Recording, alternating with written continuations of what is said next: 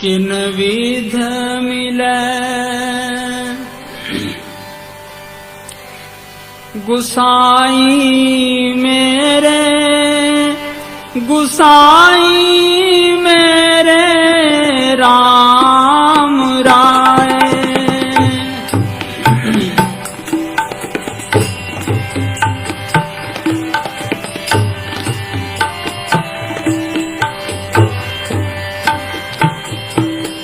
किन विध मिले गुसाई मेरे, गुसाई मेरे राम राय, गुसाई मेरे राम राय। सुनो भाई,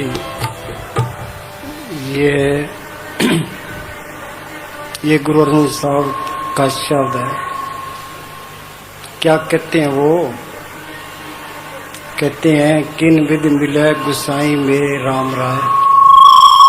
कौन सा तरीका है जिसके अपनाने से मालिक मिल जाए? मालिक की हम तलाश क्यों करते हैं? तरलोकी तक कोई जीव सुखी नहीं है, पूर्ण ताकतों के फैसले हैं। महात्मा जगजीवन साहब ने लिखा है, पपिया जाए पुकार्यो पंछी नागे रोए, तीन लोक फिर आया हूँ बिन दुख लख्यो न कोई। भाई तरलोकी तक मैं देख आया हूँ कोई जीव सुखी नहीं है। कबीर साहब ने लिखा है, तन धर सुखिया कोई न देखा, जो देखा सो दुखिया रे। जिसने शरीर धारण कर लिया वो जरूर दुखी है।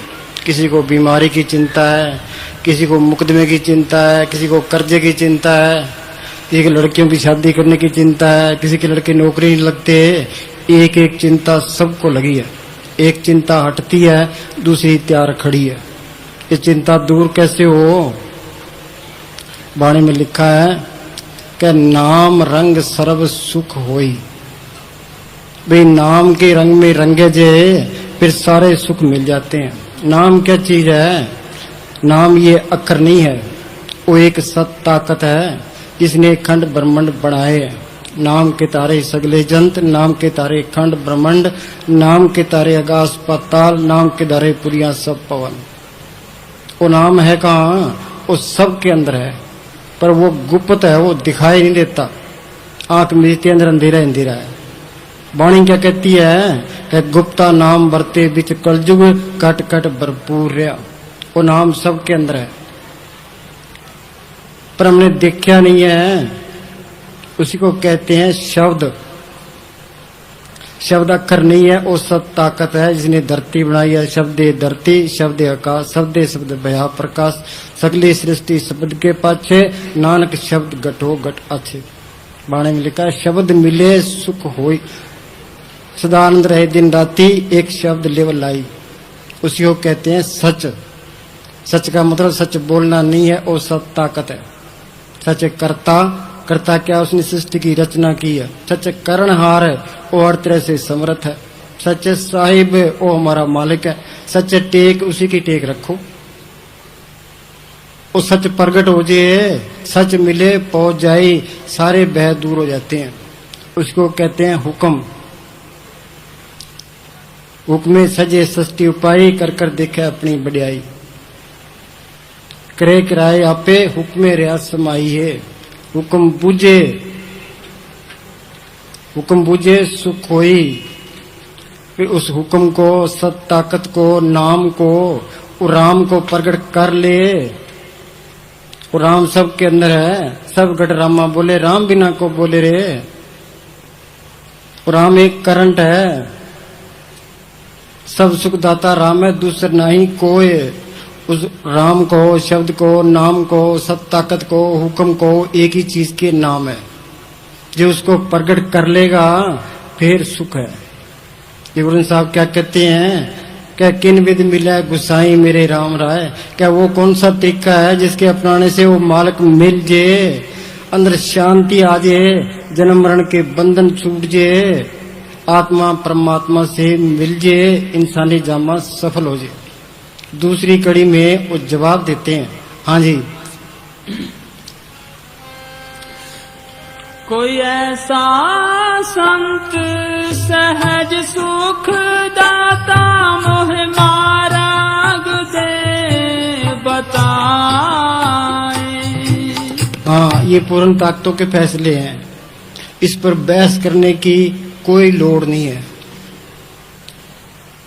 संतों की वाणी को हम तो न घटा सकते हैं, न बढ़ा सकते हैं, न उसमें कोई नुक्स निकाल सकते हैं। ये मालिक से मिलना है तो ऐसा कोई संत मिल जाए। संत किसको कहते हैं? जिसने शांति ली है, उस नाम को प्रकट किया है, जो रूहानी मंडलों में जाता है, जो मालिक का बख्शा हुआ है। फरीद ने लिखा है, उठ फरीदा तू मिला देखन जा, कोई बख्शा मिल वैसी तू भी बख्शा जा। कोई मालिक का बख्शा कोई फकीर मिल जाएगा और तुम्हें भी बख्शा लेगा। राम नाम पूंजी संतनात्रा की कुंजी, पलटू लिखा है, संत स्नेही नाम है, नाम स्नेही संत, नाम स्नेही संत, नाम से वही मिलावे, वह वाकफ कार मिलन करा बतावे। जप तप तीर्थ व्रत करे बतेरा कोई, बिना वसीले संत नाम से बैठना हुई। आज पूज्य मनेश साहब को उनकी आज बरसी है, ये चौथी बरसी है। उनको चोड़ा छोड़े 4 साल हो गए। कल परसों की बात है, देख लो टाइम इस तरह जा रहा है जिस तरह कुएं में लाव जा रही है। वाणी में लिखा है, अवध घटे दिन सरह नारे, कर रात दिन उम्र घट रही है। मालिक की दरगाह से 100 रुपये पूंजी लिखा के ले आए हैं। ये किसी को पता नहीं है पूंजी कितनी का, चाहे यहाँ कोई कितने खूंटे गाड़ ले, ये पूंजी खत्म हुई और यहाँ से जाना पड़ेगा। इसे करना क्या था? कबीर ने लिखा है, किन्नी बनजो कांसी तांबा, किन्नी लौंग सुपारी, संतो बनजो नाम गोविंद का, ऐसी खेप हमारी। किसी ने कांसी का व्यापार किया, किसी ने तांबे का किया, किसी ने सोने चांदी का व्यापार किया। हमने कौन सा व्यापार किया है? ये राम नाम का व्यापार किया है। पूज्य मनेश साहब जी की उम्र 15 साल की थी जब उन्होंने महाराज सावंत सिंह से नामदान लिया था। उनके अंदर लगन थी। कबीर साहब से किसी ने पूछा, भैया आपने मालिक को कैसे पाया? तो उन्होंने कहा, मेरी पिछले जन्मों की भक्ति थी, कुछ मालिक की दया मेर थी, कुछ अपनी कमाई थी, तब जाके वो चीज अंदर आई है। उनके अंदर शुरू से ही लगन थी, उनकी पुरानी भक्ति थी। सबसे पहले उनका जन्म सत्संगियों के घर में हुआ। पंजाब के अंदर खन्ना अनाज की मंडी है, उसके पास सलाना गांव है, वहां उनका जन्म हुआ। उनके पिता का नाम चन्नन सिंह, उनकी माता का नाम हरनाम कौर। इन्होंने महाराज सावंत सिंह से नामदान लिया था। इनकी माता जी अभ्यास करती थी, गांव के अंदर प्लेग फैल गया, उनकी बीमारी लगी। जब पूज्य मनेश साहब की 2 साल की उम्र थी, वो चोड़ा छोड़ गई। उसके बाद वो अपने ननिहाल में आ गए। इनके नाना जी, इनके ननिहाल थे लुधियाना जिले में मेमा सिंह वाला गांव है, उसके पास लोगड़ गांव है। लोगड़ का और मेमा सिंह वाले का कोई 1 किलोमीटर का फासला है। मेमा सिंह वाला गांव तो महाराज सावंत सिंह का था। इनके नाना जी का गांव था लोगड़। इनके नाना जी का नाम मुंशी नारायण सिंह था। मुंशी नारायण सिंह जी की और महाराज सावंत सिंह की पूरी दोस्ती थी। वो उनके घर आया जाया करते थे। जब महाराज सावंत सिंह जी फौज में थे, उनके घर की संभाल इनके नाना जी किया करते थे। इनके 3 मामे थे। एक का नाम था करतार सिंह, जो उस जमाने में SDO था, पर घर के अंदर किसी बात पर झगड़ा हो गया, वो घर छोड़ के चले गए, फिर नहीं आए। दूसरे मामा जी, उनका नाम था कृपाल सिंह, उनके एक लड़का था, एक लड़की थी। फिर वो बड़ी छोटी उम्र में चोड़ा छोड़ गए थे। तीसरे का नाम हरि सिंह था, वो बगदाद के अंदर एग्जीक्यूटिव इंजीनियर लगे थे। इनके 3 मामियां थी। वो सारी सत्संगण थी, हर महीने सत्संग में ब्यास जाया करते थे। पूज्य मनेश साहब उनके साथ ब्यास जाया करते। प्राइमरी शिक्षा उन्होंने मेमा सिंह वाले गांव से प्राप्त की। उसके बाद इनके पिताजी वहां सलाना ले आए। 8वीं तक का परीक्षा उन्होंने वहां सलाना गांव में पास की। उसके बाद खन्ने चले गए, वहां एंग्लो संस्कृत स्कूल था, वहां से उन्होंने मैट्रिक की।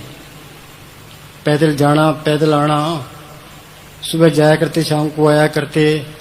ते पढ़ाई के अंदर अव्वल रहा करते, मास्टर उनकी तारीफ किया करते, भाई इस जैसा बनो। 4 मील चल के आता है, किसी लड़ाई झगड़ा नहीं करता, क्लास में फर्स्ट आता है। उसके बाद वो मोगा आ गए, यहां उन्होंने FA तक की पढ़ाई की। एक GD कपूर प्रोफेसर होता था, वो भी व्यास का सत्संगी था, उनसे इनका वास्ता पड़ गया। उनके घर आया जाया करते थे और सत्संग की चर्चा होती रहती थी। पर ये इनका असूल था, हर महीने व्यास सत्संग में जरूर जाया करते। फिर FA की परीक्षा नजदीक थी। इनके पिताजी ने इनका रिश्ता तो पहले ही हुआ था, शादी रखती। इन्होंने चिट्ठी लिख दी, मैंने शादी नहीं करानी। प्रोफेसर ने भी कहा भाई बच्चे का इम्तिहान नजदीक है, शादी ना करो। पर इनके पिताजी बात माने नहीं। इनके मामा जी को लेकर के इनके पास गए। मामा जी के बहुत आसान थे इन पर, तो मामा जी की बात इनको माननी पड़ी और शादी हो गई।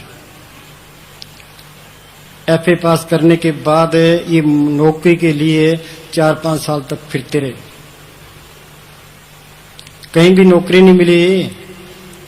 फिर एक बचन सिंह ब्रिगेडियर था, एक पुराना नाज़िम था रिटायर्ड, और इनके पिताजी का कोई वाकफकार था। उसने सिफारिश की ब्रिगेडियर साहब के पास। ब्रिगेडियर साहब ने इनको रख लिया जंगलात के महकमे में।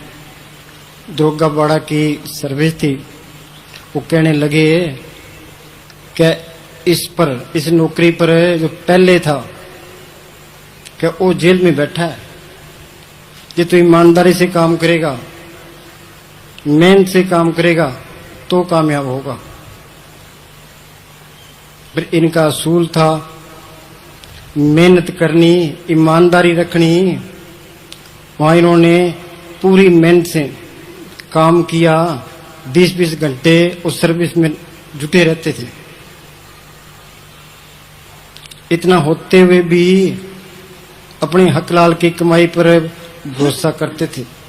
लकड़ी, जंगल की लकड़ी अपने लिए बिल्कुल इस्तेमाल नहीं करते थे। अपड़ आप समस्त जीवन में खाने पीने के विषय में पूर्ण सतर्क रहे। हाँ, खाने पीने के मामले में पूरे सतर्क रहे। इनकी जो मामी जी थी वो इनकी पूरी संभाल करती थी। खाने पीने का वो पूरी निगाह रखती थी, बाहर का किसी का खाने को नहीं देती थी। एक बार है, इनके नाना जी का भाई था, उसका नाम था जीत सिंह। मनी साहब उनके घर चले गए, उनका कोई रिश्तेदार आया, वो लड्डू लेके आया था। 2 लड्डू मनी साहब वहां खड़े थे, 2 लड्डू इनको दे दिए। इतने में इनकी मामी जी आ गई। वो कहने लगे भी ये लड्डू नहीं खाने। वो नाना जी कहने लगे कि हमारे घर के भी लड्डू नहीं खाने। कहा हाँ नहीं खाने, आज तुम्हारा खाएगा, कल किसी और का खाएगा। मैं इसकी आदत खराब करना नहीं चाहती। इन्होंने सारी उम्र अपनी मामी जी की कदर की है। हाँ जी।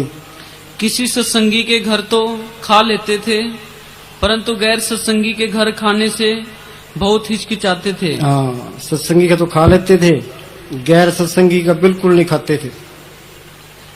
हाँ जी। जीवन इतना निखर चुका था कि बाद में जब जीवन इतना निखर चुका था। क्यों निखर चुका? इनके बाप सत्संगी थे, इनकी माँ सत्संगी थी, इनके नाना जी सत्संगी थे, इनकी मामियां सत्संगी थी। हर महीने ब्याज जाया करते, घर के अंदर नाम की चर्चा होती रहती, नाम के रंग में पूरे रंगे थे। हाँ जी। जीवन इतना निखर चुका था कि बाद में जब मैनेजर साहब जंगलात अफसर थे, उसमें लकड़ी तक भी बाहर से मोल लाकर ही अपना खाना बनाते थे। बोल लो भाई, जंगल में कितनी लकड़ियां होती है, अपनी मोल लेके फिर लकड़ी इस्तेमाल करते थे रोटियां बनाने वास्ते। इतना परहेज रखा उन्होंने। बगैर हक लाल की कमाई के वो मालिक की बंदगी हो नहीं सकती। काल खाए कुछ हत्तों दे, नानक राह पछाने से। गृहस्थी का टुकड़ा बुरा, नो नो उंगल दांत, वजन करे ता उबरे नांतर का देहांत। हम क्या कहते हैं, यह जग मीठा आगे किन डिटा। किसने देखा हिसाब किताब होना। महाराज सावंत सिंह के टाइम एक ठाकर सिंह प्रेमी था, वो डेरे में सेवा नहीं करता था, बाहर लोगों के घरों में जाके रोटियां खाता था। महाराज जी कहने लगे हिसाब देना पड़ेगा। जब आखिरी टाइम आया तो तड़पने लगा, कहने लगा जी काला हिसाब मांगता है। महाराज जी कहने लगे मैं तेरे को पहले ही कहा था कि बगैर हक लाल की कमाई के मालिक की बंदगी हो नहीं सकती। कबीर साहब पूर्ण ताकत थी, चारों युगों में आया है। सतयुग में उनका नाम सत सुकृत था, त्रेता में मुनिंदर, द्वापर में करुणा में, कलयुग में कबीर। बोलो भाई, मालिक उनके अंदर आया था, वो महल खड़े कर सकते थे, वो बेजा बुनते रहे हैं हकलाल की कमाई करके, फिर उन्हें मालिक की बंदगी की है। रविदास पूर्ण ताकत थी, वो जुतियां गांठता रहा है। मोहम्मद साहब व्यापार करते रहे हैं, पुराण साहब खेती करते रहे हैं, मौलवी रूप नाले पड़ता रहा है। बगैर हकलाल की कमाई के मालिक की बंदगी हो ही नहीं सकती। गृहस्थी का टुकड़ा बुरा, नो नो उंगल दांत, वजन करे ता उबरे नांतर का देहांत। जेरत लगे कपड़ा जामा होए पलीत, जेरत पीवे मानसा तिनके निर्मल चित। नानक नाम खुदा का दिल अच्छे मुख ले, और दिवाजे दूनी के झूठे अमल करे। उनके अंदर शुरू से ही लगन थी। जो सिमरण करता है उसको पता लगता है भाई पराई चीज पराई है, सिमरण कसौटी है। तुम सिमरण करोगे तो ये सारी बीमारियां निकल जाएगी, उसको पराई चीज अच्छी ही नहीं लगेगी। हाँ जी। इस विचित्र बात का सब जगह चर्चा रहता था। जब यह बात ऊंचे अधिकारियों तक पहुंची तो उन्होंने पूज्य मैनेजर साहब जी को समझाया। हाँ, इस बात पर सारा अमल कर ले, हिंदुस्तान आज ही तरक्की कर जाए। ये बेईमानी लाई बैठी है, हिंदुस्तान को भ्रष्टाचार लिए बैठा है। हाँ जी। पूज्य मैनेजर साहब जी को समझाया कि आप ये क्या करते हैं, आप स्वयं ही सारी लकड़ी के इंचार्ज हैं, फिर भी बाहर से लकड़ी मोल लेते हैं। हाँ, सारी लकड़ियों के इंचार्ज थे, तो लकड़ी जलाने के लिए बाहर से मोल लेते थे। हाँ जी। ऐसा विभाग में पहली बार हुआ है। आपको ऐसा नहीं करना चाहिए, क्योंकि इससे हम सबकी मानहानि होती है। परंतु संत जी ना माने और अपना खाना स्वयं बनाते तथा लकड़ी बाहर से मोल ही लाते। संत जी और भी कई अच्छी अच्छी नौकरियों में रहे, परंतु कभी कोई चीज देखकर मन नहीं लुभाया। आपके पिताजी उपदेश यही देते कि जीवन में हक हलाल की रोटी खाना तथा कभी रिश्वत आदि मत लेना। अपनी कमाई का 10वां हिस्सा निकालते रहना, ब्यास डेरे भेजते रहना। हाँ, एक रिटायर्ड नाज़िम था, वो जंगलात के महकमे में नौकरी लगने से पहले की बात है। वो कहने लगा जी मैं आपके लड़के को नौकरी दिला देता हूँ। उनके पिताजी कहने लगे भाई इसको साथ में ले जा।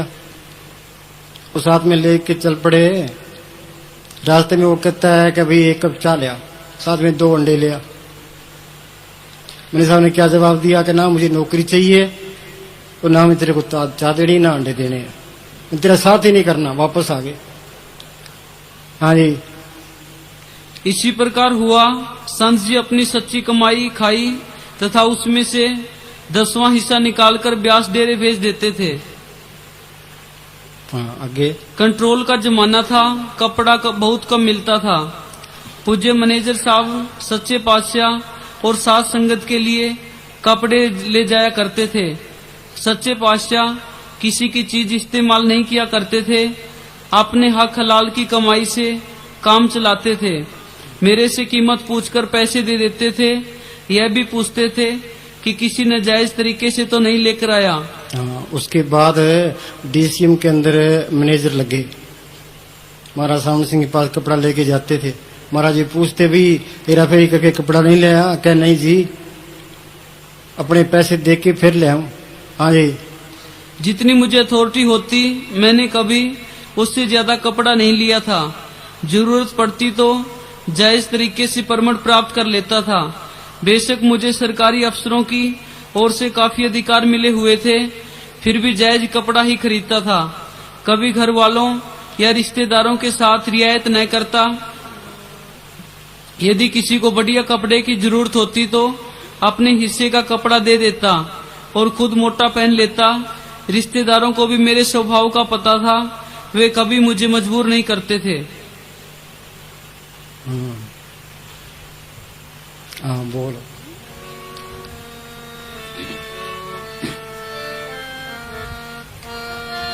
कोई ऐसा संत सहज सुख दाता मोहे मार्ग दे बताई, मोहे मार्ग दे। पहला जंगलात में महकमे में रहे, फिर डीसीएम में रहे। साथ में नौकरी करते थे, साथ में सिमरण करते थे और हर महीने डेरे ब्याज जाते आते रहते थे। पर इनके अंदर लगन थी, मैं अंदर कुछ देखूं। इतनी मेहनत करने के बाद भी इनको कुछ दिखाई नहीं दिया। 1946 के अंदर ये बठिंडे और पटियाले में डीसीएम के स्टोर खुले थे। तो इनकी ड्यूटी थी भी इन स्टोरों को चलाना। पहले बठिंडे आए, बठिंडे का जो इंचार्ज था उसको समझाया, फिर कर्मचारियों को समझाया भी इस तरह काम चलाना है। फिर पटियाले चले गए, वहां का स्टोर का इंतजाम किया, फिर वापस से बठिंडे आ गए। 1946 के अंत में इनको पता था भाई महाराज सावन सिंह जी सरसे आया करते थे। सरसे सिकंदरपुर के पास इनकी जमीन थी। तो उन्होंने अपने अधिकारियों को लिखा, महाराज जी ने, भाई मेरी तब्दीली सरसे कर दी जाए। सरसे नया स्टोर खुलना था।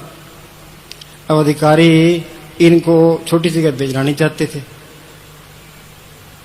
पर इन्होंने अपनी ख्वाहिश जाहिर की, भाई मैंने वहां सत्संग में जाना है, महाराज जी वहां आया जाया करते हैं, थे मेरी ट्रांसफर वहां हो जानी चाहिए।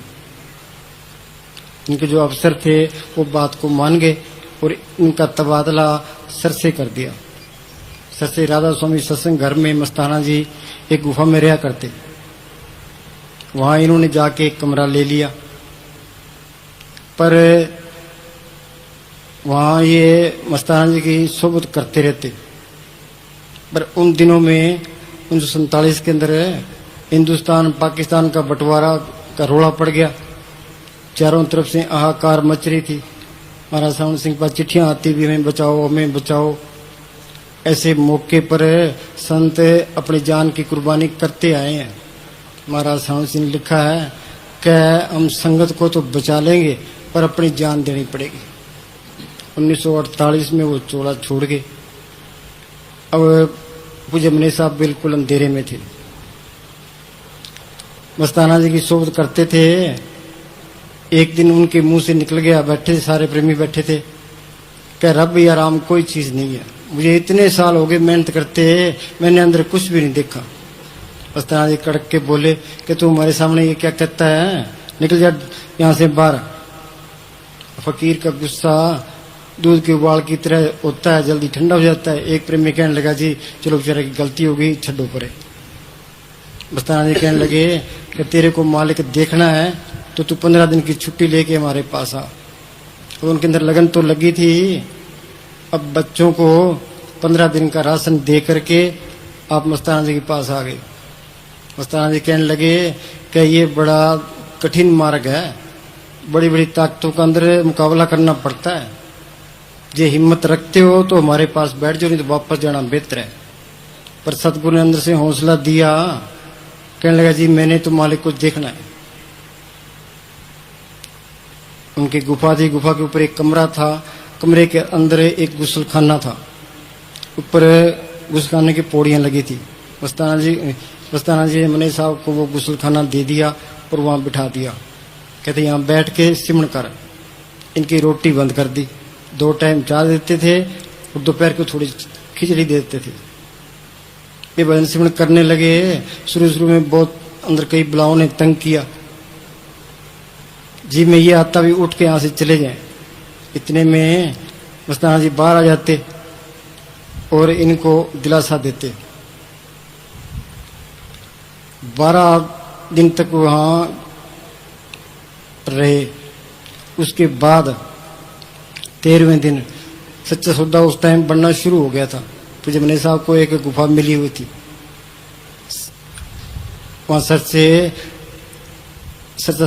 सौदा के डेरे में ले गए। 13वें दिन इन पर बख्शिश की। इनको तसल्ली हो गई भाई मस्ताना जी पूर्ण ताकत की फकीर हैं और सावन सिंह महाराज जी की बाडी का जो अंदर बड़ा सतगुरु है इनके अंदर काम करता है। इनको तसल्ली करा दी कि सावन शाही मौज इनके अंदर काम करती है। ये भी तसल्ली करा दी मेरी कोई ताकत नहीं है, ये उनकी बख्शिश है जो मस्ताना जी ने करवाई है। फिर मस्ताना जी के साथ रहे। दिन में स्टोर में काम करते और रात को डेरे आ जाते। रात को डेरे में सेवा करते। सुबह जल्दी उठ के अच्छे कपड़े पहन के दफ्तर में चले जाते। साल गुजर गया। फिर इनकी ट्रांसफर बनारस हो गई। वहां नया स्टोर डीसीएम का खुलना था। अब ये सोचते हैं भाई मस्ताना जी का साथ करें या नौकरी करें। उधर मस्ताना जी का प्रेम खींचता था, उधर नौकरी का सवाल था, बच्चों की पढ़ाई थी। फिर मस्ताना जी के पेश हुए। कहने लगे जी मैं नौकरी छोड़ना चाहता हूँ। मस्ताना जी कहने लगे चंगी तरह सोच ले और तेरी औरत से सलाह कर ले। पूज्य मनीष साहब जी करवाड़ी डेरे में खूब सेवा करती थी। पूज्य मनीष साहब ने उनसे पूछा भाई मैं भक्ति करना चाहता हूँ, नौकरी छोड़ना चाहता हूँ, तेरा क्या विचार है। वो कहने लगी मेरे 4 लड़के हैं, मैं ससुर की सेवा करूंगी, मैं आपके भक्ति के अंदर कोई रुकावट नहीं करना चाहती। मस्ताना जी के पेश हुई। मस्ताना जी कहने लगे हजारों मैनेजर तृष्णा की आग में जल रहे हैं, ये एक सतगुरु का मैनेजर है, सतगुरु ने इससे कोई बड़ा काम लेना है, तेरी क्या सलाह है। वो कहने लगे जी मेरी तो सलाह जो आपकी सलाह है वही मेरी सलाह है, मैं इनकी भजन में कोई रुकावट नहीं बनना चाहती। वो सलाहने आ गई। फिर मनीष साहब नौकरी छोड़ के मस्ताना जी के साथ रहे। 12 साल तक कड़ी से कड़ी सेवा की। मस्ताना जी खुद कहा करते थे कि मैनेजर ने हमारे हुक्म को कोई हुक्म की अदुल्ली नहीं की, कोई हुक्म को थल्ले नहीं करने दिया। एक सक्ता खेड़े का प्रेमी था माहीराम, वो चोड़ा छोड़ गया। हम उसके पास जाया करते। वो कहता है भाई मस्ताना जी कहा करते थे ये जो मैनेजर है ये सत लोग जाता है, बाकी किसी की हिम्मत नहीं है। जो मैनेजर का हुक्म मानेगा वो सुख पाएगा। 12 साल कड़ी से कड़ी सेवा करने के बाद मस्ताना जी चोला छोड़ गए। सारा कुछ इनको सौंप के गए थे। अपड़ वचन है मस्ताना जी ने बोले हैं, ये कोई आम आदमी नहीं बोल सकता। आम आदमी इस बात दिमाग में नहीं आ सकती। हाँ जी। कामल फकीर परमसंत सावन शाह के हुक्म से वो ताकत मस्ताना बलोचिस्तानी सेवाधारी जोड़े झाड़ने वाले की वाडी में है। वो उसी के हक में है। ये रूहानी ताकत प्योद का नमूना है। ये रूहानी ताकत प्योद का नमूना है। इसका मतलब क्या है, संत जब सिमरन बताते हैं वो इसके अंदर है और राम नाम का इंजेक्शन कर देते हैं। जिस तरह हम खेत तैयार कर लेते हैं, जब बीज न डालें तो फसल नहीं होती, बेरी उसके पैम नच रहे हैं तो पैमली बेर नहीं होते। ये 2 अक्षर तो हर एक कोई बता सकता है। हमारा सावन सिंह कहा करते थे कि 2 अक्षर तो चरखा काती लड़की बता सकती है, पर नाम देना क्या है, वो बड़ी नजर से जुबान से इसके अंदर और राम नाम का इंजेक्शन कर देते हैं। जिसने शांति लिए नाम को प्रकट किया है, उनका बताया हुआ सिमरण है वो असली सिमरण है। वाणी में लिखा है, संतो सागर पार उतरिए, जे को वचन कमा संतन का गुर प्रसादी तरिए। संतन सिंह मेरे लेवा देवी, संतन सिंह व्यवहारा, संतन सिंह लाख हटा भक्ति प्रे भंडारा। जब तक पूरा फकीर नहीं मिलता, वो इंजेक्शन नहीं करता, ये आत्मा उठ भी नहीं सकती। जिस तरह कोई मरीज है, डॉक्टर क्या करते हैं, पहले ताकत का इंजेक्शन करते हैं, फिर इलाज करते हैं। तो ये हमारी आत्मा मुर्दा हो चुकी है, इसमें इंजेक्शन कौन करता है? वो संत जिसने नाम को प्रकट किया है, जो रूहानी मंडल में जाता है, जो मालिक का बख्शा हुआ है, वो अपनी नजर से इसके अंदर और राम नाम का इंजेक्शन कर देता है, मालिक के हुक्म का सुन बता देता है। हाँ जी, ये रूहानी ताकत प्योद का नमूना है। ये प्योंद का नमूना है, वो प्योंद कर देता है। हाँ जी, प्योंद ना लगे तो ये ताकत आती नहीं। हाँ जी, ये कोर्स करवा देंगे। हाँ जी, सेंट पाल जी फरमाते हैं कि मैं जिंदा हाँ, हुण मैं नहीं, मेरे अंदर मसीह बस रहा है। हाँ, मेरे अंदर मसीह बस रहा है। क्यों? मेहनत की, वो मालिक अंदर आ गया। वो मालिक संतों के रूप में आता है। जब मैं था तो गुरु नहीं, गुरु है तो मैं ना है। वो मालिक अंदर आ गया, अपनी हस्ती खत्म होगी। अहंकार की थोड़ी भी बू है तो वो नहीं आता, अपनी हस्ती मिटेगी तो मालिक की हस्ती आएगी। हाँ जी, इसी खातिर ये नमूना आगे बनाया है कि इस बॉडी का कोई हुक्म नहीं लगा है कि फलाने दिन छड़ना है। ये डर से लिखा है। ऐसे सैकड़े आदमी गुरु बनना चाहते हैं। हाँ, सैकड़ों आदमी गुरु बनना चाहते हैं। कहते मैं गुरु बन जाऊंगा, मैं गुरु बन जा। हाँ जी, आगे ही बताया जाता है कि हर कोई पुख्ता रहे, मौज के हाथ चढ़े, अगर नहीं तो नरकों में जाएगा। कोई इतबार करे या कोई ना करे, परम संतों के राम ने राई से पर्वत किया बुल्ले शाह, पर्वत से राई किया सतनाम सिंह। हाँ, ये कीमती बात है, दोबारा बोल। राई से पर्वत किया बुल्ले शाह, पर्वत से राई किया सतनाम सिंह। ये दोनों बाडियां सतगुरु की नजर में रखी हैं। ये दोनों बाड़ियां सतगुरु की नजर में रखी है। हाँ जी, तीसरी बाडी खुफिया तौर पर है। हाँ, तीसरी बाड़ी खुफिया तौर पर है। हाँ जी, उसका बताने का हुक्म नहीं, मौके पर बताया जाएगा।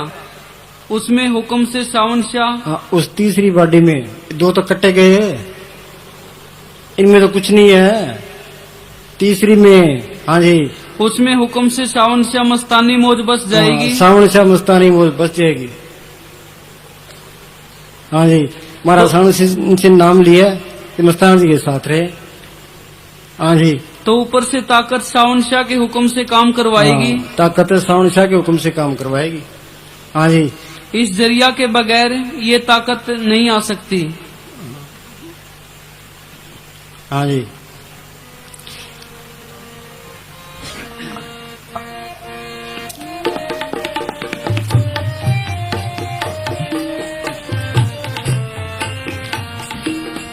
अंतर अलख दोबारा बोलो। कोई ऐसा संत सहज सुख दाता, मोहे मार्ग ते बता। ऐसा संत सहज सुख दाता, जो सहज अवस्था में पहुंचा है। सहज अवस्था है कहाँ? त्रिलोकी से पार है। त्रिलोकी तक तो कोई भी सुखी नहीं है। त्रय गुणा में सहज न उपजे। त्रय गुण कौन से हैं? सतोगुण, तमोगुण, रजोगुण। सतोगुण क्या? अच्छे कर्म कर ले। जो अच्छे कर्म करेगा तो स्वर्ग मिल जाएंगे, स्वर्गों के दुख सुख भोगे, वो फिर 84 तैयार है। तमोगुण नींद और आलस में पड़े रहना।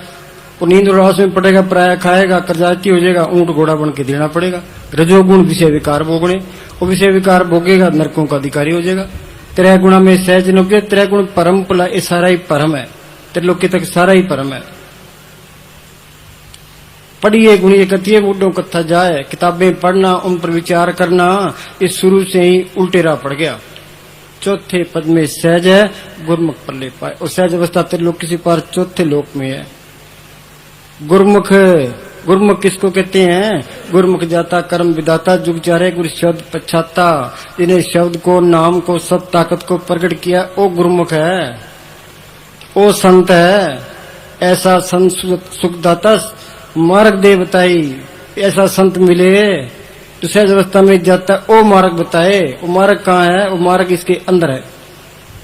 जिन पाया पेट कलंदर दा, राह खोजा अपने अंदर दा। पस्ताना जी लुधियाने गए, कहने लगे, सत्संग किया वहां, क्या भाई हिंदू अपने शास्त्र ले आओ, मुसलमान अपनी कुरान शरीफ ले आओ, ईसाई अपनी अंजील ले आओ, सिख अपना गुरु ग्रंथ साहब ले आओ, दिखाओ किसी को मालक बाहर मिले है तो। वो मालक इसके अंदर है, सब गट मेरा साइया सुनी सेज ने कोए। वो जब मिलेगा अंदर से ही मिलेगा। जिन पाया पेद कलंदर दा, राखो जो अपने अंदर दा, ओबासी होया मंदिर दा, फिर चढ़ दिन लेंदी है। काया नगरी में मंगन चढ़े, जोगी नाम पल्ले पाई। वो रास्ता इसके अंदर है, ये फिरता बाहर है। वो गुरमुखों ने वो रास्ता खोला है। जो गुरमुख नहीं मिलते, उनसे सिमरन नहीं मिलता, तो ये माल के घर जा ही नहीं सकता। गुरमुखा ने पंथ प्रगटा, दर ठाक न कोई पैन, और रास्ता नहीं है। नाम सलाह नाम मन, नाम रहन लिवलाए, अनंत दर बजदे, सच्चे शोभा पाए। हाँ जी,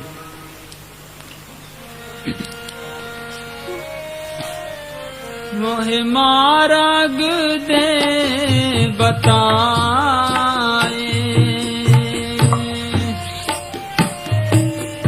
अंतर अलख न जाई लखया। सुनो, संत प्रैक्टिकल करके बताते हैं। पूज्य मनीष साहब यहाँ आकर बैठे, ये 1966 की बात है। यहाँ टिब्बे टिब्बे होते थे, इस जमीन का पानी पीछे ही टूट जाता था, यहाँ पहुंचता ही नहीं था। आंधियां चलती थी, थोड़ा सा तंबू लगा के यहाँ बैठे थे। ये राज, ये गुरनाम, गुरदास, ये साथ थे। जगमालाले का वो विलायती बाणिया आया, वो कहने लगा, जी यहाँ तो कुछ होता नहीं है, यहाँ क्या करोगे? मनीष साहब कहने लगे कि तुम देखता जा, यहाँ महल खड़े होंगे, दुनिया झुकेगी यहाँ। वो बात आज साबित होगी। कौन से उनके पास पैसे थे, कौन सी उनके पास जायदाद थी, कौन से उनके कारखाने थे। दिल्ली में कितने सोने डेरा बने, अरनी वाला डेरा बने, फतेहबाद डेरा बने, गंगानगर डेरा बने, खेतरी डेरा बने। कितना काम किया उन्होंने, लाखों जीवों को उतार दिया। हाँ जी, मोहे मार्ग दे बताए,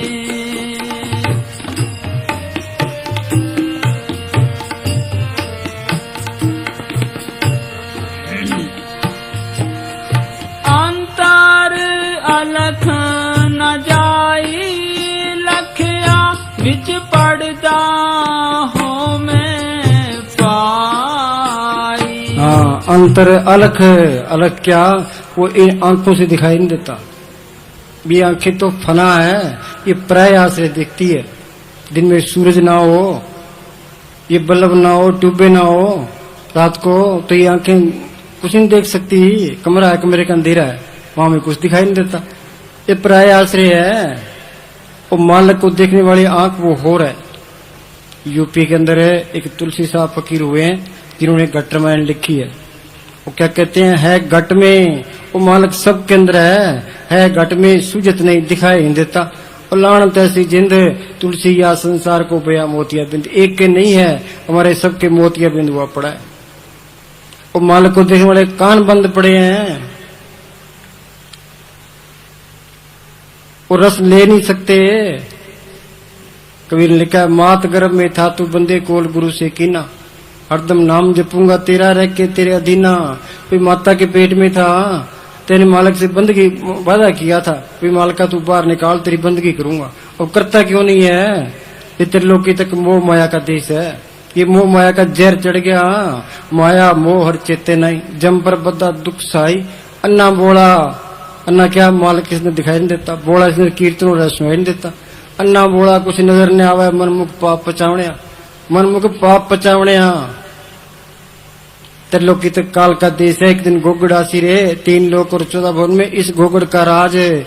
ये मन काल का एजेंट है, ये छोटा काल है। अब मन के कई खाते, मन के कई पीते, मन के कई रिश्ते नाते करते, मन मुख पाप पचावने। दुनिया है ही पाप, चलते हैं पैरों नीचे, कितने जीव मरते हैं, सांस लेते हैं, कितने जीव अंदर जाते हैं, कितने बार आते हैं। जेते दाने अन्न के जिया बाजू ने कोई। एक मुसलमान फकीर ने लिखा है कि पाप बढ़ रहे हैं, उम्र घट रही है, फिर इनका इलाज क्या है? वो संत सिमरण बताते हैं, वो सिमरण करे, जो सिमरण करता जाएगा। सोचो अब हम पलाती मार के बैठे हैं, कई बार पैर सो जाता है, बोलो भाई वहां क्या होता है? किसी ने सोचा है? ना तो डॉक्टरों ने सोचा है, ना साइंटिस्टों ने सोचा है। वो खोज कर करके चांद स्तरों तक पहुंच गए, इसके बारे में किसी ने गौर नहीं किया भाई ये क्या होता है। अब पलाती मार के बैठे, पैर सो गया। संत कहते हैं बैठो, ये रोज रोज बैठेगा तो वो सुरत सिमटती जाएगी। वो कहते हैं सिमरण करो, ये सिमरण करेगा दुनिया के ख्याल निकलते जाएंगे। जो सिमरण करेगा यहाँ ख्याल इकट्ठा हो जाएगा। सिमरण सूरत लगाकर मुख से कुछ न बोल, बाहर के पट देकर अंतर के पट खोल। जब लगे सूरत सिमटे नहीं और मन निश्चल नहीं हुई, तब लगे प्यो परसे नहीं, बड़ी विपत्ति हुई। जब तक ये जड़ चेतन की गांठ नहीं खुलती, ये जड़ चेतन की गांठ खोल ले, वो आंख भी खुल जाएगी, वो कान भी खुल जाएंगे और नाम का रस भी आ जाएगा। ये क्या कहता है? अंदर अलख न जाई लख्या, कोई पर्दा हम में पाई, हम में क्या अहंकार है? अपड़ जवान बैरिस्टर ने पूछा, हजूर अहंकार क्या है? हजूर ने कहा, अहंकार इसके सिवाय कुछ नहीं कि इंसान अपने आप को एक अलग हस्ती समझता रहे। इंसान अपने आप को एक अलग हस्ती समझता है, ये अहंकार है। भाई ये मेरी माँ है, ये मेरे बाप है, भाई है, बहन है, ये मेरी कौम है, ये मेरा देश है, मेरे बगैर घर का काम नहीं चलता। सारे अहंकार में फंसे पड़े हैं अपड़। जब तक तू अपनी फिक्र आप करता है, तब तक मालिक तेरी फिक्र से बेफिक्र रहता है। ये कीमती बात है। जब तक तू तेरा अपना फिक्र आप करता है, वो मालिक बेफिक्र रहता है। हमें ये इतबार ही नहीं है भाई मालिक है या नहीं है। हम सोचते हैं हमारे बगैर घर का काम चलना ही नहीं है। ये अहंकार है। तू पीछे हट जा, तू मालिक पर छोड़। मालिक जानी जान है, भूत भविष्य वर्तमान उसको सब पता है, वो हर तरह से समर्थ है। ये उस पर नहीं छोड़ता, इतबार नहीं करता। वो कहता है मेरे बगैर तो घर वाले उजड़ जाएंगे। हाँ जी। जब तक तू अपनी फिक्र आप करता है, तब तक मालिक तेरी फिक्र से बेफिक्र रहता है। तू अपनी फिक्र छोड़कर मालिक की फिक्र कर, ताकि तेरी फिक्र तेरे मालिक को हो जाए। तू क्या मालिक पर छोड़ दे। ये अहंकार बीमारी है, ये अहंकार निकलती नहीं है। हाँ जी, अहंकार निकल जाए सारा कुछ मिल जाए। निमक निमक शीश कटावे तो भी हूं में मैल न जावे। ये हूं में निकलेगी कैसे? ये सिमरण करे। जो सिमरण करता जाएगा, ये जड़ जितनी गांठ खुलेगी अंदर जाएगा। अब तो कहता है मेरा हाथ काम करता है, फिर कहता है भी हाथ नहीं करता, वो मन करता है। फिर अंदर जाएगा, कहते मन भी नहीं करता, आत्मा करती है। और अंदर जाएगा, वही आत्मा भी नहीं करती, मालिक आप करता है। फिर उम्र की बीमारी निकलती, फिर सारी चिंता निकल जाती है, सारे दुख दूर हो जाते हैं। ये होम्य की बीमारी है, सबके लगी है। ये होम्य ममता करता आया, हरेक जुनी में करता है। आशा मनसा बंद चलाया, मेरी मेरी करत क्या ले चाले, बिखला दे चार बेकार आए। हाँ जी। तू अपनी फिक्र छोड़कर मालिक की फिक्र कर, ताकि तेरी फिक्र तेरे मालिक को हो जाए। जब तेरी फिक्र मालिक को हो गई, तो फिर तू और क्या चाहता है? हाँ, आगे बोलो। हजूर ने कहा, अहंकार इसके सिवाय कुछ नहीं कि इंसान अपने आप को एक अलग हस्ती समझता रहे। इसी को गुरु ग्रंथ साहब में होमे और मुसलमान संतों ने अनानियत कहा है। मनुष्य के अंदर जो मैं और मेरी की भावना है, यही अहंकार है। हाँ, ये मैं और मेरी की भावना, ये अहंकार है। ये निकले तो बात बने। हाँ जी। यह भावना ही मनुष्य के सब बंधनों की जड़ और सब बुराइयों की जननी है। हाँ, ये जंजीर है तकड़ी। हाँ जी। मैं अथवा परमात्मा से अलग अपनी हस्ती की भावना से मेरी अथवा अपने स्वामित्व की भावना उत्पन्न होती है। हम हर वस्तु को हमारी बनाने की कोशिश करते हैं और इसके नतीजे होते हैं झगड़े, फसाद, विवाद और होड़ की भावना। झगड़े, विवाद और होड़ की भावना। ये मैं से ही सारा कुछ है। या मेरी जायदाद है, मेरी कोठी है, मेरी जमीन है, मेरी ये मिल जाए, मुझे ये मिल जाए, ये मालिक पर छोड़ता ही नहीं है, इतबार ही नहीं करता। रोज संत कहते हैं भी प्रारब्ध में लिखा के लिया है, वो मिलना ही मिलना है, फिक्र ना करे, पर ये झगड़ा मोल लेगा। हाँ जी। फिर जिन चीजों को हम अपना कहते हैं उनका मोह और प्यार हमें अपने बंधन में बांधकर हमारे विवेक को नष्ट कर देता है और हम ईर्खा, लोभ, क्रोध, घृणा और अज्ञान से उत्पन्न अनेक बुराइयों के जाल में फंसे जाते हैं। आगे बोलो, हाँ दोबारा बोलो, निर्मल बोलो। अंतर अलख न जाई लखया विच पड़दा हो मैं पाई। बड़े में लिखा धन फिर का एक ही संग वासा भी तो हमें भितकारी। पति और पत्नी एक ही घर में रहते हैं, आत्मा का पति परमात्मा है, आत्मा भी अंदर है, परमात्मा भी अंदर है, पर आपस में मेल नहीं होता। जुग गई जुग बीत के। दीवार कौन सी है? ये अहंकार की दीवार है। जब ये मन में कर्त गुमाना तब यह बावर फिर बिगाना। जब यह हुआ सगल की रहना तरम या गटगड़ची ना। अपनी हस्ती मिटाई तो मालक की हस्ती आ गई। कबीर हम सब ते बुरा हम तज भला सब कोय, जिन ऐसा कर बूझिया मी तुम्हारा सोए। कहो नानक हम नीच कर्मा, तुलसी में नीच निकामा। अपनी हस्ती मिटी तो मालक की हस्ती आ गई। जहां कोई कहता है मैं कुछ हूं, वहां चीज नहीं आई। हाँ जी। विच पड़दा हो मैं पाई, माया मोह सबो जग सोया, यह परम कहो किव जाई। हाँ, माया मोह सब जगह सोया, ए परम क्यों जाए। सारे ही सुते पड़े हैं। जागता कौन है? जिसने नाम को पढ़ कर लिया, सिमरन करता वो जागता है, बाकी सारे सोए पड़े हैं। ये भ्रम जाएगा कैसे? क्या तू सिमरन कर, जो सिमरन करता जाएगा, यहाँ ख्याल इकट्ठा होगा, ये जड़ चेतन की गांठ खुल जाएगी, वो मालक अंदर आ जाएगा, ते ये मोह माया का जहर उतर जाएगा। सारी दुनिया मोह में फंसी पड़ी है, डूबी पड़ी है। इत मोह डूबा संसार है, गुरमुख कोई उतरस पार। कोई बिरला गुरमुख पार उतरता है। गुर दिख्या ले जब तक कमाई, ना मोह टूटे ना था पाई। वो नदर करे ता ए मोह जाए, नानक कर सुन रे इसमें। ओ मालक मेर करे। हाँ जी, उसकी मेर से ही संत मिलते हैं, उसकी मेर से ही उनसे नाम मिलता है, और मेर से ही ये चीज अंदर आती है। उसकी मेर पर है। कर कृपा अपने नाम लाए, चौथे पद में सोजन गत पाए। दाते दात रखी हत अपने, जिस पावे तिस दे। पर अपनी मेहनत करे, मानस मजूरी देता है, क्या राखे भगवान। जब आदमी किसी की मजूरी नहीं रखता, वो मालक भी इतना बेरहम नहीं है, वो भी जाना देगा। हाँ जी।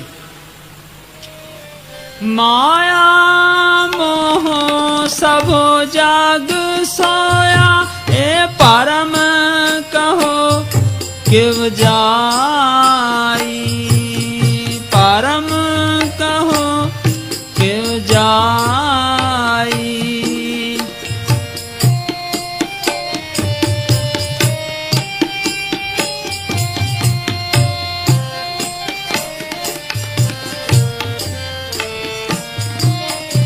एका संगत इकत ग्रह बसते, मिल बात न करते भाई। मिल बात न करते भाई।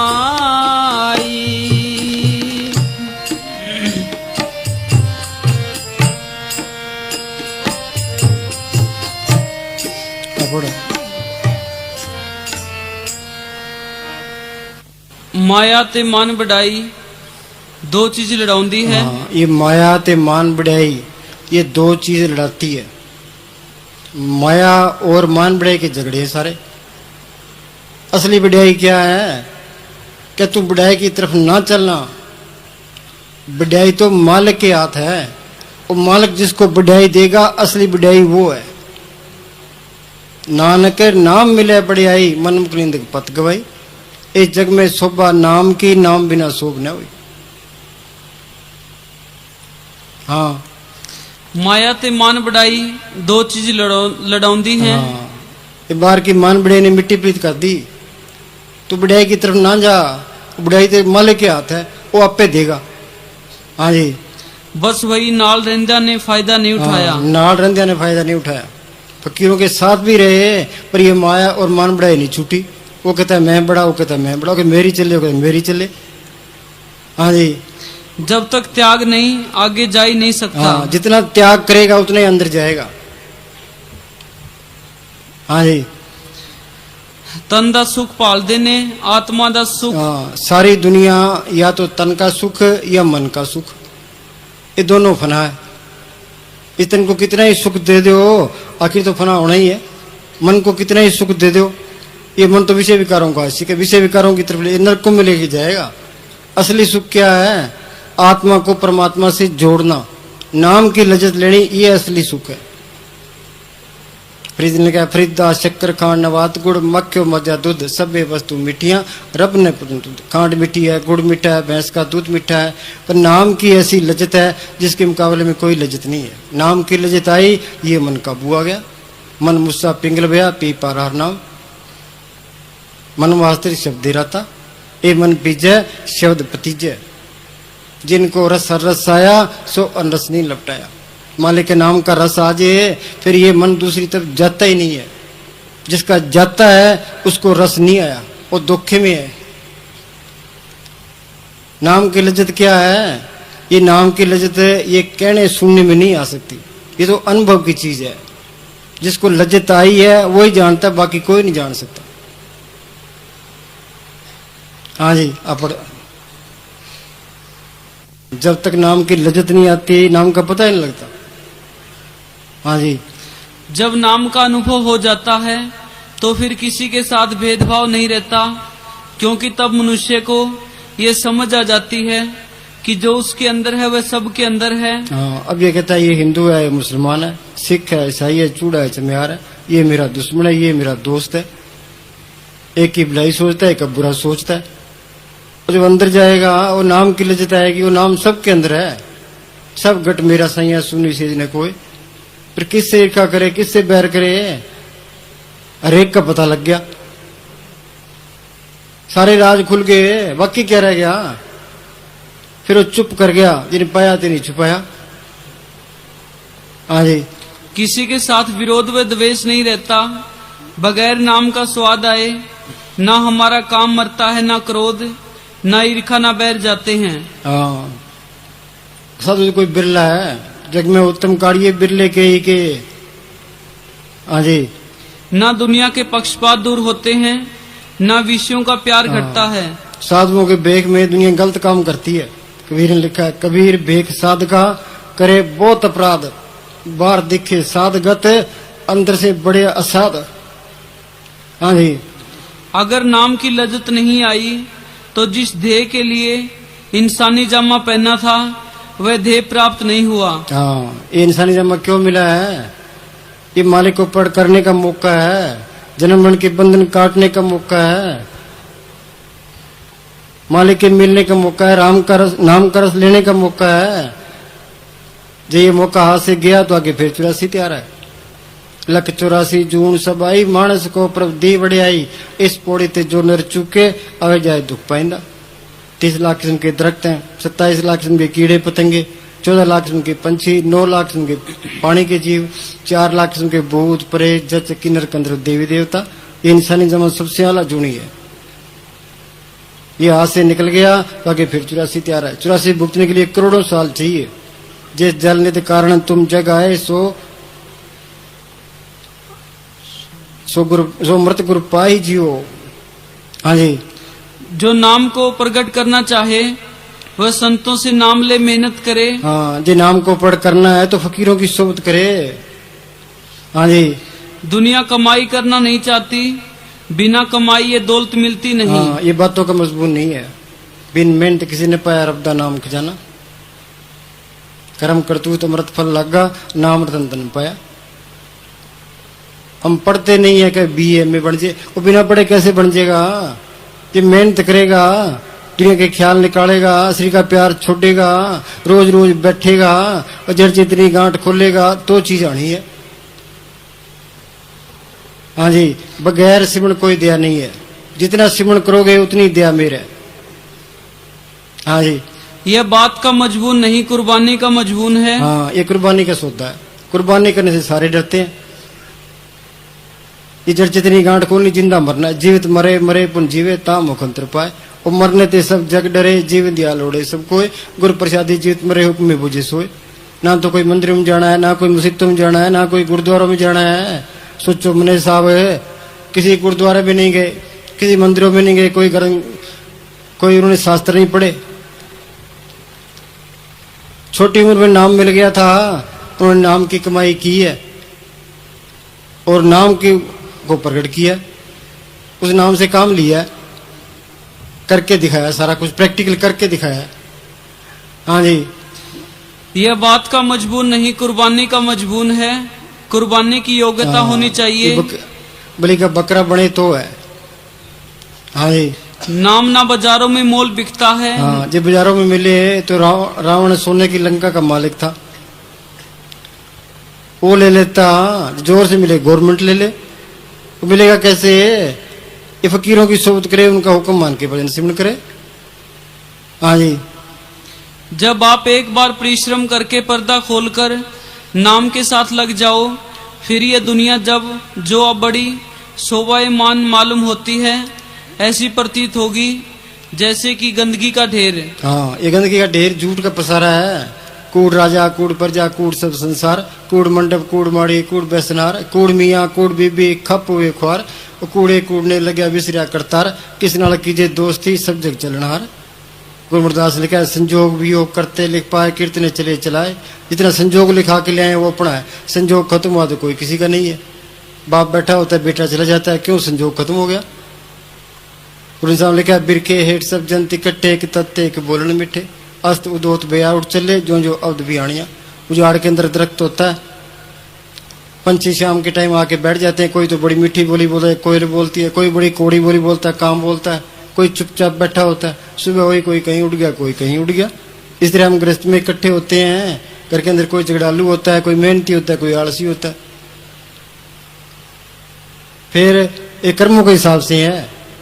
जिस तरह कर्म खत्म होते गए, रिश्ते टूटते गए। कोई दादा चूड़ा छोड़, दादी चूड़ा छोड़ गई, बहनों के रिश्ते हो गए। भाइयों ने, किसी ने दुकान कर ली, किसी ने व्यापार कर लिया, किसी ने आगे जाके जमीन खरीद ली। जिस घर में खूब रौनक होती थी, आज वो सुनना पड़े। ये हमारा हाल है। जो मालिक की बंदगी कर गया, वो जड़ चेतन की गांठ खोल गया, नाम को पढ़ कर नाम का रस ले गया, वो जिंदगी का फायदा उठाया, वो मालिक का रूप बन गया। कबीर जाको खोजते पायो, सोई ठोर सोई फिर के तू ब्याह, जाको कहता और। पुराण साहब लिखा है, सुवट पिंजर प्रेम के बोले बोलना। शरीर पिंजरा है, ये आत्मा इसमें तोता है, पराई बोली बोलता है। ये मेरी माँ है, ये बाप है, भाई है, बहन है, ये मेरी कौम है, ये मेरे देश है। यही होम में है। होम में क्या करना है? अभी मालिक मेरा है, ये होम में करनी थी। ये तो कोई करता ही नहीं है, मालिक पर भरोसा ही नहीं है।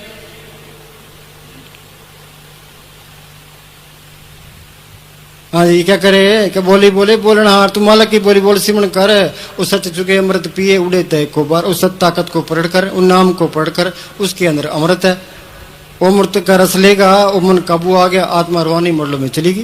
कभी ने लिखा, मरे तो मर जाइए फूट पड़े संसार, ऐसा मरना को मरे दिन में 100 बार। बैठे थे रूह गई, हम तो इस पिंजरे में कैद हैं। 40-50 किलो बाहर लिए फिरते हैं, कभी इधर चले गए, कभी इधर चले गए। जरा पशु खा पी के बच्चे पैदा करके हम चले जाएंगे। पशु मेरे मारे में फर्क क्या है? ये 2 टांग का पशु है। हाँ जी,